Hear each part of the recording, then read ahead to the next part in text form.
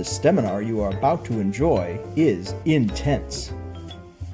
CPU intense. Please ensure all other web browsers, Windows, and media-heavy programs are closed before participating. You may experience audio or video loss if running other programs. Thanks.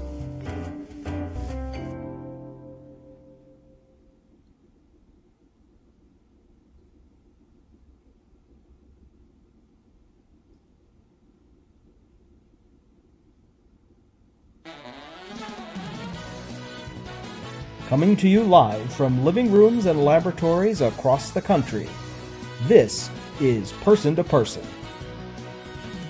Tonight, organization and time management, balancing classes, activities, and life, with hosts Noel Obi and Prashanth. Hi everyone, my name is Prarthana, and my partner here is Noel. And welcome to Person. Okay, so today we're going to be talking about organization and time management and how we balance classes, activities, and having a life. Okay, great. So I was trying to say before that me and Prarthana wanted to first provide you with the ways that we like to manage our time. With many tasks that I have to complete, I tend to rely on technology as a resource for managing my time more efficiently. Apps like Jira, My Homework, and My Study Life are crucial apps that I use daily to make sure that my time is kept track efficiently. Jira keeps track of my daily tasks throughout the day, so more home-based things like washing the dishes or sweeping the floors or doing the laundry.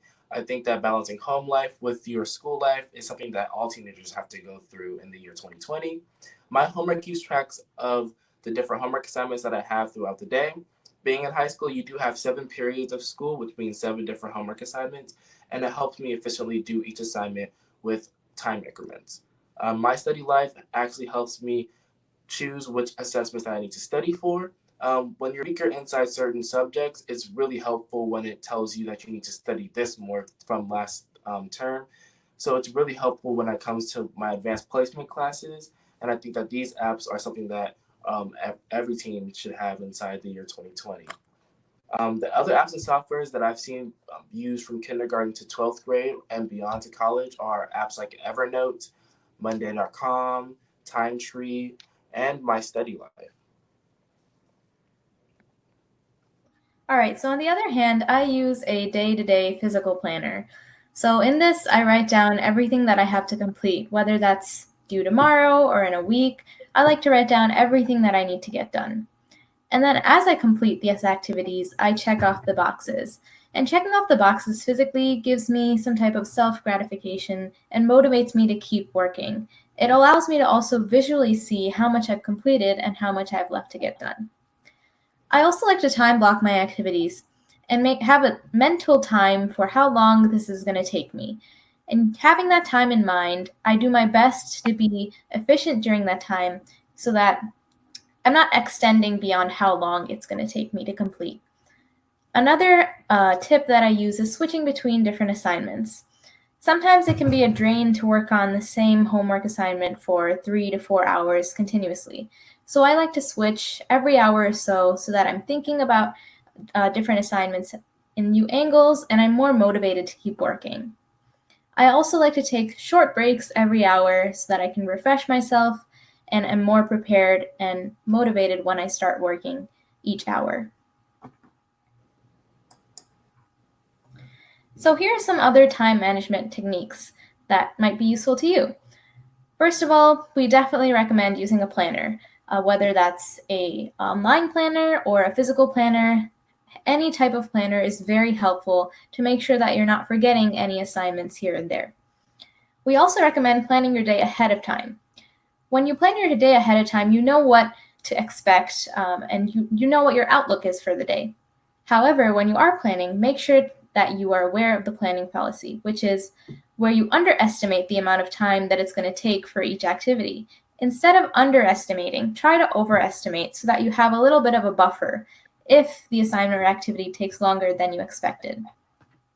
We also recommend prioritizing and not procrastinating. We know this can be hard to do sometimes. However, it's more important to prioritize and make sure you're doing things due tomorrow before you're doing things that are due a week from now.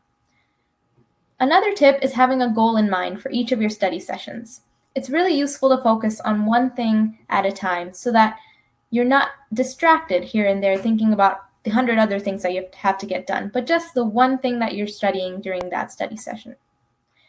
Another tip is to break down large assignments into smaller parts and set deadlines for each of these parts. It can be easy to get bogged down with large assignments such as essays or projects that take multiple hours to complete. However, by breaking them down into smaller parts and seeing that you're making progress in those parts, you can feel more motivated and more productive when you're working. So during this time, being at home, it can be quite difficult to be productive. So here are some tips to help you increase productivity in your own home. To start off, create a dedicated workspace. This allows you to distinguish between your bedroom, your living room, and just a work area. By adding plants and increasing daylight exposure to this work area, you can be more motivated to work and you're likely going to be more productive. We also recommend getting rid of any distractions such as phones, social media, or checking your emails regularly, as those can sometimes distract you from the main purpose of your study sessions. Try to take regular breaks like we mentioned before. It'll be a nice refresher and allow you to think in new angles if you are struggling with an assignment. Avoid multitasking and try to take time to laugh. It can be really easy to get bogged down now, but by talking to other people, just laughing and trying to have fun, it can lighten your spirit and, again, make you more encouraged and motivated to work. It's important to still make sure you're getting enough sleep and making time to exercise, even during these times. And finally, keeping track of your progress, as you still want to get closer and closer to that goal of yours as you are working through all of these assignments. So me and Prarthana wanted to give you guys some STEM activities to keep your friends, yourself, or your kids busy at home instead of going outside. One of the activities that we found that was educational but fun was called the oil spill challenge. You mix a bunch of oil and water in a large container, add a few feathers to the mix, pass some materials like sponges, paper towels, or little spoons, and instruct the children to try to remove the oil from the water and the feathers. Have the kids try to remove the oil without taking as much water as they can. This activity, as you can see in the picture, can be a little messy, so I would prefer you do it with an adult, but in the end, it's very educational and leans more towards the engineering science-based pathway. Our next activity is what we call the candle seesaw. As you can see in the picture, you see two candles that are taped by the bottoms, and then you see two similar glass cups that are the same height with a single pin balanced between them. After you do this, you can actually balance the candle on the pin and light each side, but I would recommend you do this with a parent since it does involve flames, or do this by yourself. This touches on the engineering and science-based pathway and focuses on the gravitational pull of the Earth.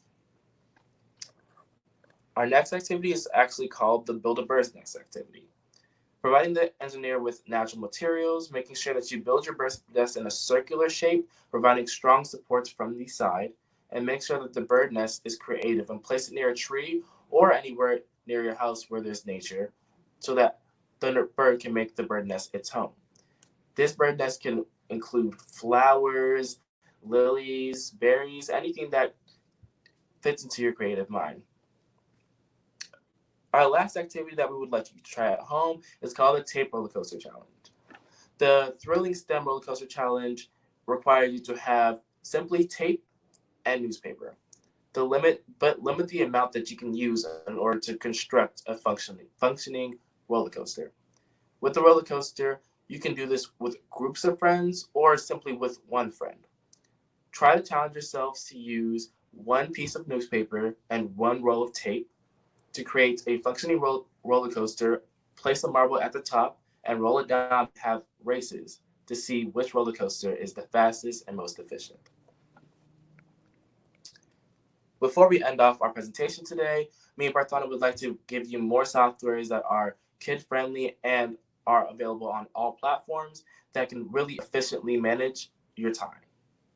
Apps like Evernote, TimeTree, Monday.com, and My Study Lives are softwares that are available on Android, Apple, on laptops, and some on TV, which makes it really easy for people who have different schedules and schedules that change constantly on time.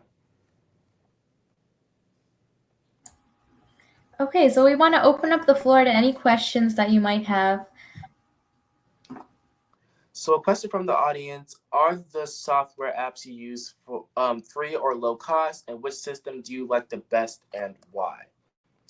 Actually, some of these softwares do cost money, like Monday.com, I believe, and some softwares have in store purchases, like most softwares do.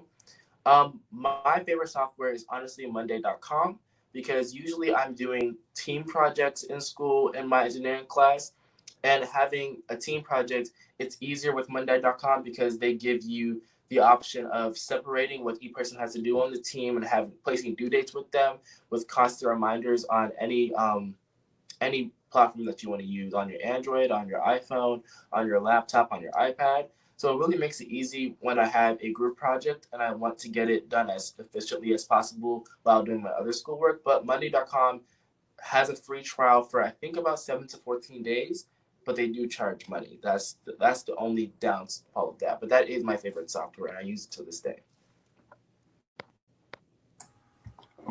Okay, we have another question. What is your strategy for breaking down large projects into smaller chunks? Do you have any tips? So what I do is I usually look at how long an assignment or project is going to take me, and based on that, I split it up into smaller parts time-wise. So if I have an essay that's going to take 3 or 4 hours, I split it up into 4 parts, maybe by paragraph. So I have the introduction as 1 hour, one of the body paragraphs is another hour, like that. Or if it's a bigger project, then I'll split it up into the research portion of it, since that takes a significant amount of time, and then the writing part of it, and then the display part of it, if it has to be put into a PowerPoint or into a physical poster. So this is how I usually split up my activities and project into smaller parts. Another question from the audience: when considering time management apps, can others be invited to your space, like teachers or parents, to watch and help? Actually, that's a very interesting question to ask because about 2 years ago when I started high school, I was very concerned about managing 7 periods at one time that were AP classes. Um, there is My district actually provides us with a platform called obviously Microsoft, and Microsoft, it actually has a team app. If you see it it should be on your left hand side when you pop the scroll screen down. The team app actually lets you, or group app lets you put in as many people in a group that you would want to like look on the assignments that you have to do. So your teachers can actually install this for you on a computer or a school laptop that you take home every single day, and you can put your assignments in manually. Make sure that they're as detailed as possible, so that your teacher doesn't really have questions, or your parent doesn't really have questions on if you finish the assignment because it's too broad. I use Team App for about 2 years, and it really helps you be on time with it helps you be on time and efficient with your assignments, to the point where I actually don't need the app anymore because I used it for so long, to the point where I would get it done a step ahead of my mom, which is really funny. But the team app on Microsoft is actually a really good app to use for like collaborative work. Okay, the next question is, what do you see as the role of exercise in keeping your mind nimble? So for me, I think exercise is a really good way to de-stress. In the midst of a really busy schedule and working on all of these different stressful assignments, it can be really nice to just exercise, release all that stress, and take my mind away from it. So that's how I use exercise. However, at the same time, exercise can allow your mind to be active. It's not that it's completely deactivated. For example, if you're playing basketball or soccer with a group of friends, you do have to think about the placements of where your teammates are, what strategies you can use to potentially win the game, etc. There's a lot of things that are involved in any sport or exercise that cause you to still be using your brain and still keeping it active. However, it is a really nice way to de-stress during times that are a little bit more busy. All right, we have another question from the audience for actually me and Prarthana. The question is, can you tell us about yourselves, where you go to school, academic interest, other interests, and what AEOP programs did you participate in? Well, I'll go first. Um, Something about myself, I'm actually, which is weird because I'm wearing this shirt right now. I'm actually at a very young age wanted to be a businessman for a very long time and endorse myself in STEM because it's something that's interested me for a very, very long time. So at a young age, I've wanted to help people with creating technology that would enhance their features or creating technology that would make their lives move along a bit easier. So at a very young age, I believe 15 years old, I started a nonprofit called Antech, which helps STEM kids who are in middle school or early high school pursue STEM careers in the future by providing them education now. So I've been doing that for about a year to 2 years, and actually I think we make our anniversary like next month, which is great. It's kind of crazy. So I've been that's something about myself. I'm very like goal oriented, and with that goal orientation I decided that I really wanted to do this nonprofit thing, and it actually happened, and it's been a dream of mine for such a long time, and to hit 1 year, I'm very humbled. um, I go to George Bush High School in Richmond, Texas. It's around the Sugarland area, really. It's on FM 1464 if you ever pass by. It's a very, very diverse school as well. Just wanted to put that out there if you ever wanted to go. Academic interest and other interests. My academic interest is kind of obvious. It's math and science. It's just the process to get to the answer is very interesting to me. I love getting that process feeling, and then when you get the result from that process, it's something that enlightens me. It always has. So it's always been my academic interest inside high school. But other interests, I actually am a trained dancer. I've been dancing since I was like, I believe, 9 years old in a studio, and I'm also in musical theater. I've been doing musical theater for like 2 years.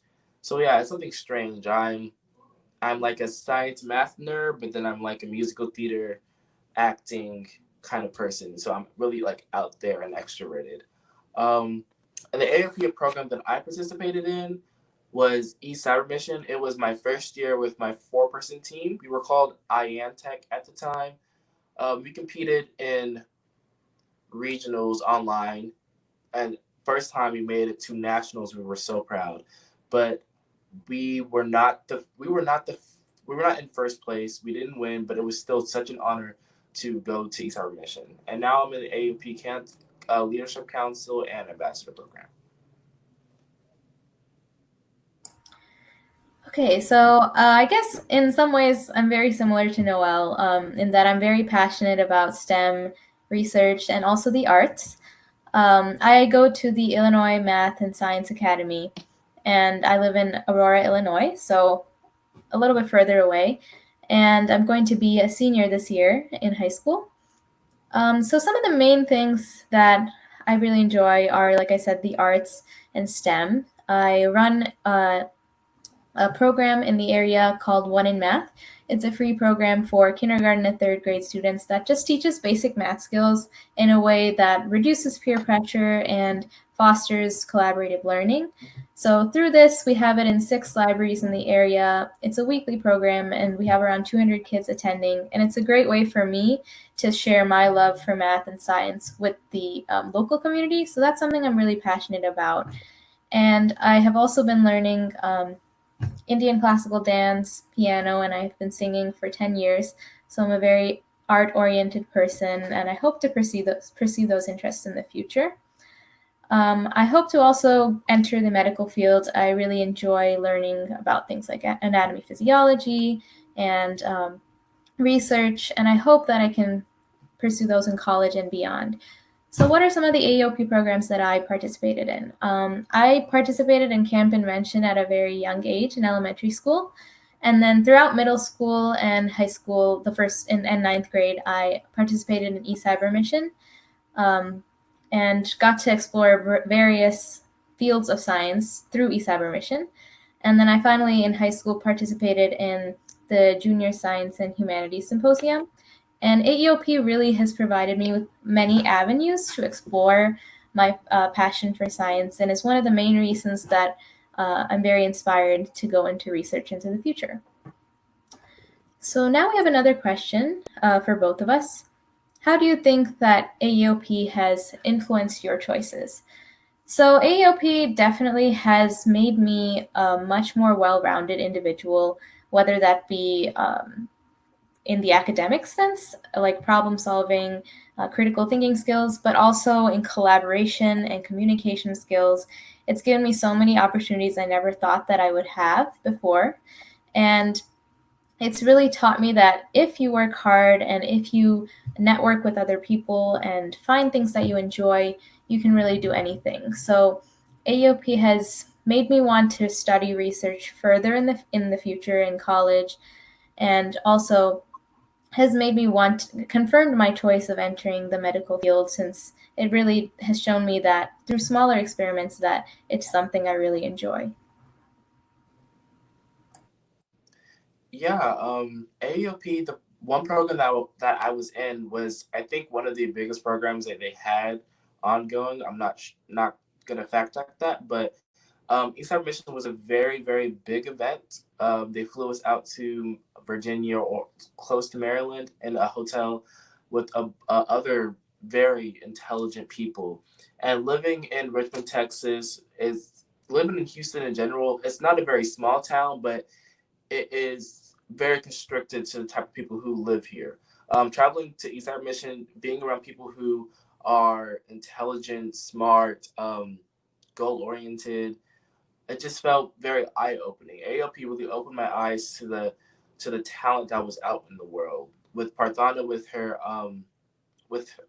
her weekly classes that she has, the weekly math classes that she has, that program with the kids in elementary school, to other people that I've met who've actually started other nonprofits, multiple of them, and have them in different countries. And it's just like me living here and knowing that I have people out in the world who are young entrepreneurs or young doctors. I see that as amazing, and AUP really did that for me. All right, we have another question for me and Prarthana. This has been a difficult time with the lockdowns and other social concerns. How do you go about inspiring young people to enter STEM? What would you say to a child about AUP, especially a child who may not have had many opportunities? Um, with the COVID-19 concerns and that connecting to STEM, especially since me and Prarthana have obviously had experience talking to kids about STEM or about math or science, I never stop influencing kids to go into the STEM program or go into something that they're passionate about, whether anything happens. But I do tell them that they should be decisive about how they do it. With the COVID-19 concerns, there were many competitions that I was supposed to travel to over this year, and many people that I wanted to see, but with COVID-19, they canceled all the events for safety concerns, which is amazing. I think that's very humble of them. Um, but with the kids because the kids that were in the program also had competitions that they were going to with us, and with that, I had to tell them just because COVID took away the one opportunity that you had now, doesn't mean that you can't create that opportunity in the future. I believe that young engineers and young STEM kids have so much hope and intelligence instilled inside of them, and all we need to do is really encourage them and push them to do their best at all times and never let them think below themselves. Because living without opportunity, I often find kids who think below themselves and they think that they can't achieve what they really can achieve because of the lack of opportunities and that connecting to their mental health. And I just think that I find ways to instill courage and confidence in them so they can pursue what they're passionate about and not be scared of it. So that's how I personally deal with that. Yeah, so similar to Noel, I really agree that many young kids really are not super confident or um motivated to enter the STEM field because of the challenges and thinking it's too hard, I can't get there. But that's definitely not the case. Everyone can enter the STEM field. It'll open up a variety of opportunities for them, and it's definitely doable. Nothing is beyond you.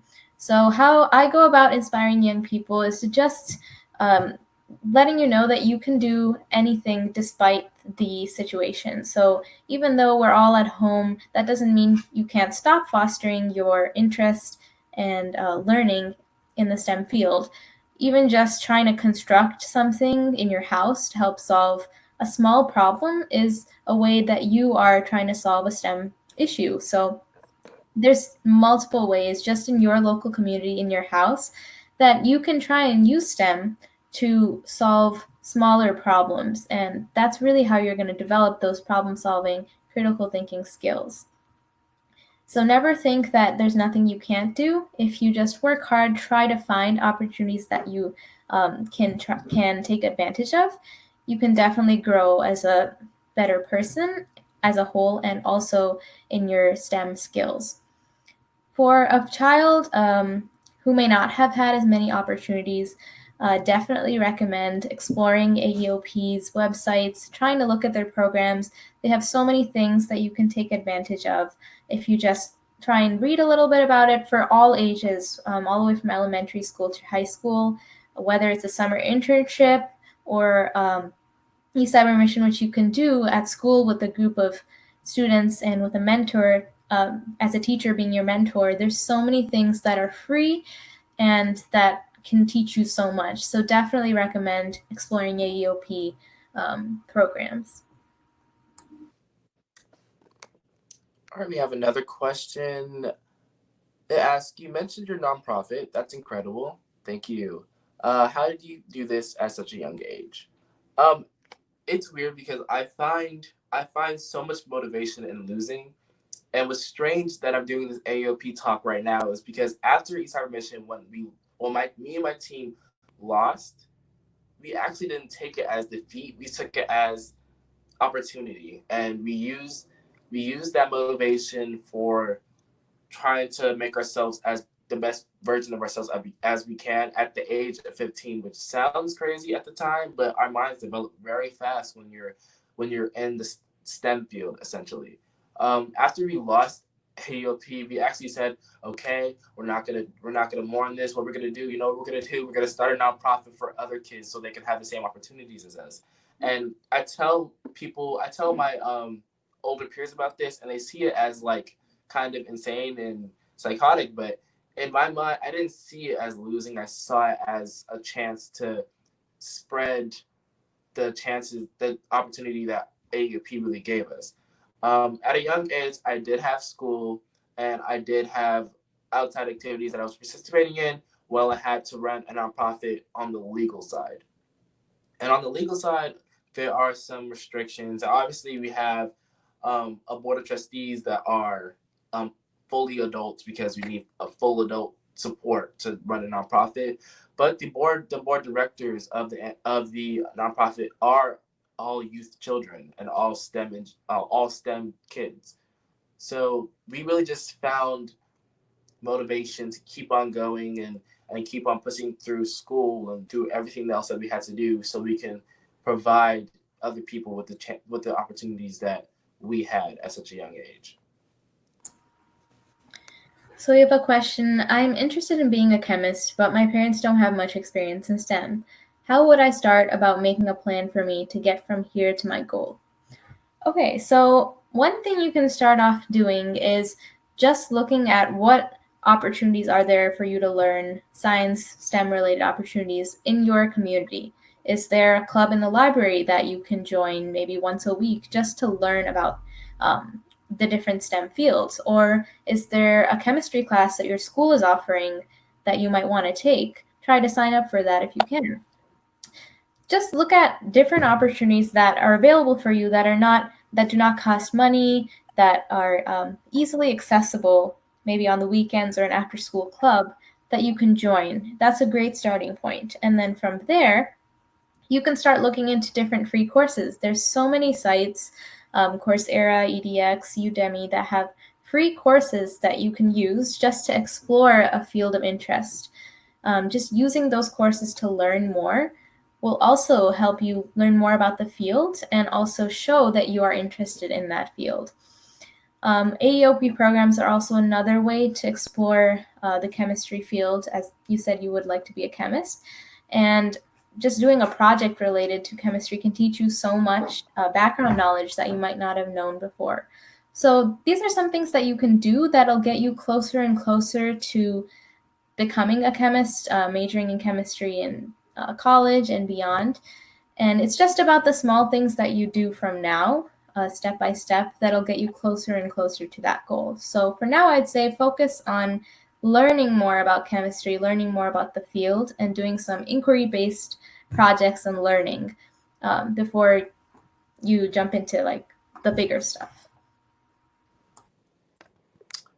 All right, we have another question for me and Prarthana. Can you share your most inspirational moments on your journey? The most inspirational moment for me personally was because I am an African American man, and I came from my home country is Nigeria. I get the chance with the gift of technology to see my cousins, uncles, aunts, everybody that I'm related to over video chat most of the time, maybe once every other day, because I'm really, really close to them. And what was really inspirational to me was, sadly, I had a very old uncle pass away.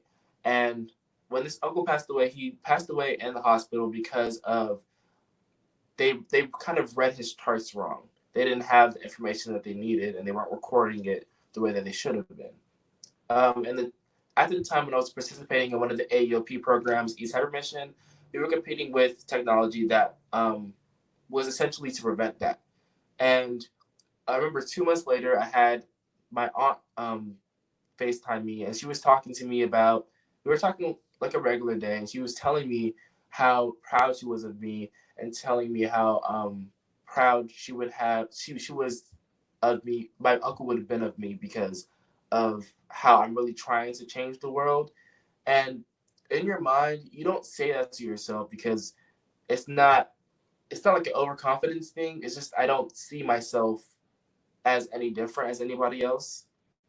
But when somebody else says it to you and that they're really close and they really believe in you, they really believe that you're really trying to change the world, they see the work ethic and the hard work, that was super inspirational to me with the connection that I had to my uncle. And moments like that inside the engineer's journey, that really changes your perspective on like the community. One of my most inspirational moments was attending eCyber Mission Nationals in 6th grade and the JSHS conference just a year ago. And the amazing part about it was not just the experience, but being there, like Noel mentioned before, with people that are just super amazing and share the same interests as you.